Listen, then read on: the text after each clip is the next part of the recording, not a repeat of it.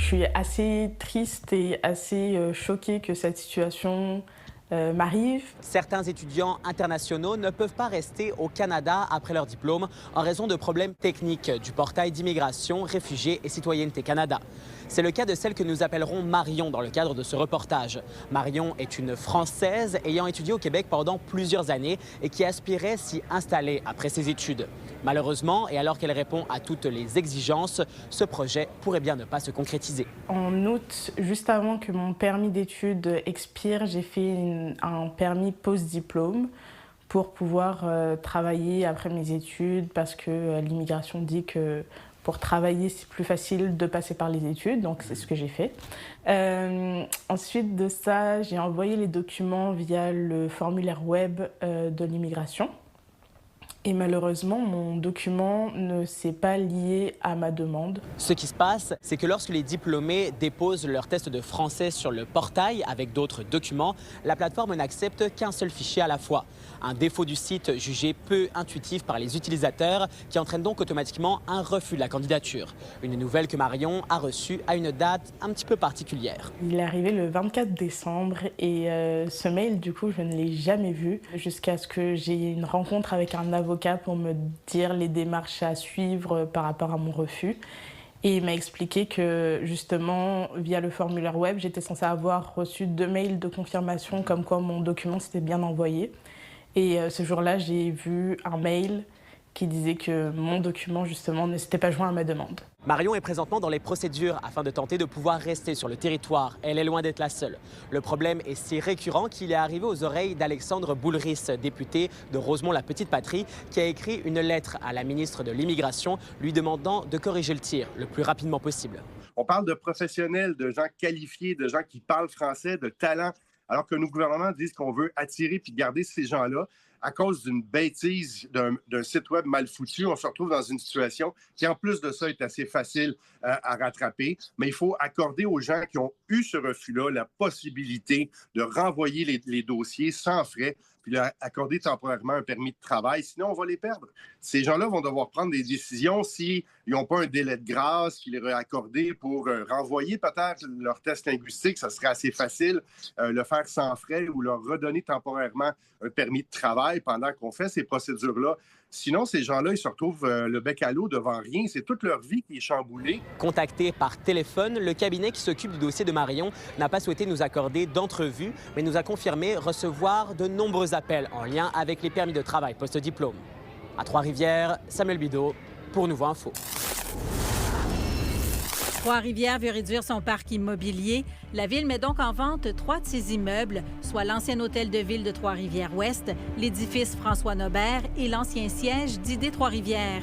Un appel de proposition est ouvert jusqu'au 7 juillet pour trouver des projets de développement. Ce qu'on veut venir faire avec ça, c'est diminuer la taille du parc immobilier de la Ville. Donc, moins de coûts en entretien, générer potentiellement des sources de revenus sur le plan de la taxation. C'est vraiment une vision à long terme parce que dans les dernières années, la Ville s'est départie de plusieurs bâtiments. Il y en a qui sont devenus des logements sociaux avec l'OMHTR. Il y en a qui ont été cédés pour construire une plus grande école, par exemple, pour le chemin du Roi. Donc, de ce côté-là, on est peut-être vers plus un promoteur privé, mais c'est pour ça que c'est un appel de proposition. Un incendie a complètement détruit un immeuble de 4 logements à Masquinongé. Une trentaine de pompiers ont été appelés sur la rue Saint-Charles vers 1h jeudi matin. Un locataire, encore réveillé, a pu alerter les autres résidents qui ont tous été pris en charge par la Croix-Rouge. Les causes du brasier sont encore inconnues. Les températures fraîches du mois de mai ont freiné la maturation des fraises un peu partout à Mauricie. Mais les amateurs de fraises du Québec n'auront pas à patienter bien longtemps avant de repartir avec leur panier bien rempli. Regardez, les champs sont en fleurs, c'est super beau. Et puis, il va y avoir beaucoup de fraises, mais c'est un petit peu plus tard.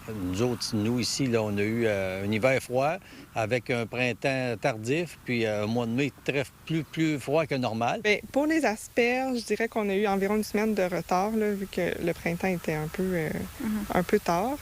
Fait que possiblement que pour les fraises, ce serait ça. Normalement, ici, on commence les fraises le début juin. Là, on attend ça pour le kiosque vers le 12 ou 15 juin qu'on pense là, que ça va commencer. Si plusieurs producteurs ont tourné la page sur l'autocueillette cette année, ce n'est toutefois pas le cas ici. Malgré les défis que représente cette formule, l'entreprise a choisi de maintenir ses activités pour ses clients. Pour l'autocueillette, ce que les gens ont beaucoup hâte, l'abondance des fraises va être fin juin, début juillet cette année. Ça prend un kiosque en champ, ça prend des employés, ça prend, c'est ça, des gens pour guider un peu les clients dans les champs. Puis ça prend aussi des employés qui vont aussi informer les clients sur l'importance de bien ramasser chaque rang. Et avec le retour des températures plus chaudes, la productrice est confiante quant à voir les champs rougir rapidement au cours des prochaines semaines. Et on s'attend à voir beaucoup de belles fraises de différentes variétés.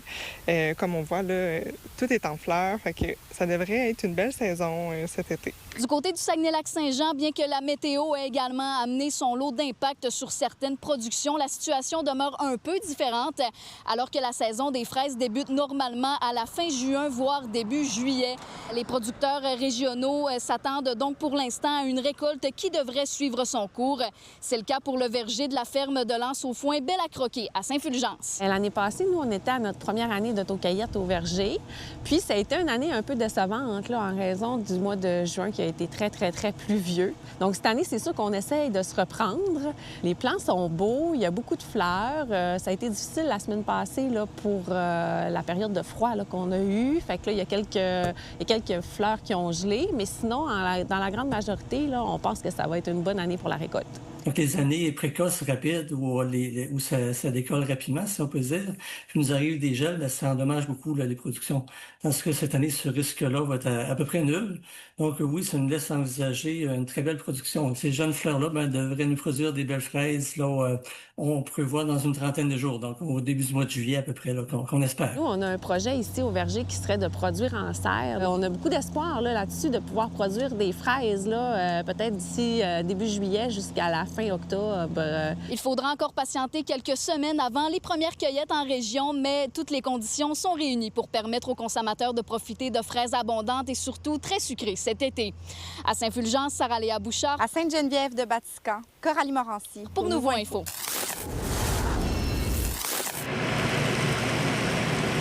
Si vous avez affaire au centre-ville de Chicoutimi, vous pourriez apercevoir un drôle d'engin dans les airs qui semble projeter de l'eau. Mais rassurez-vous, ce n'est qu'un drone, laveur de vitres, une nouveauté dans la région. C'est un système de lavage de vitres par drone.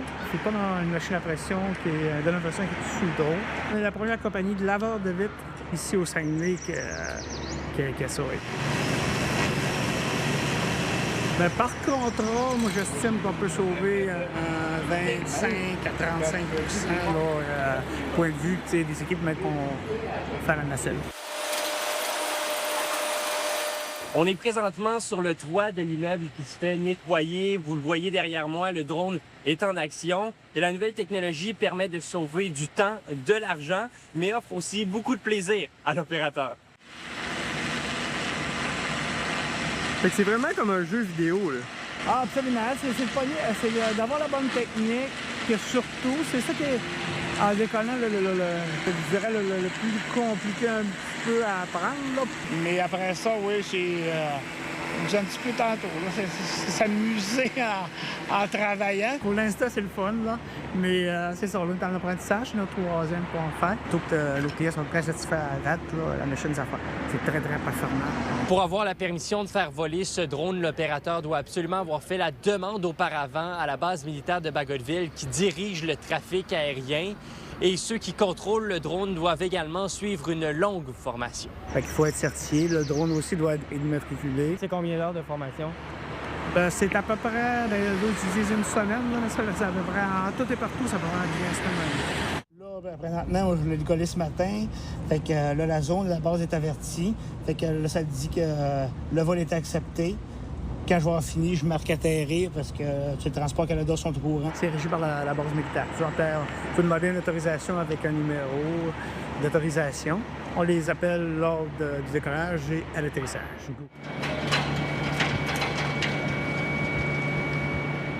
À Saguenay, Louis-Mathieu Corneau, pour Nouveau Info. Vous êtes nos yeux et nos oreilles sur le terrain. N'hésitez pas à nous écrire si quelque chose vous fait réagir ou si vous voulez nous raconter votre histoire à mauricie@nouveau.info.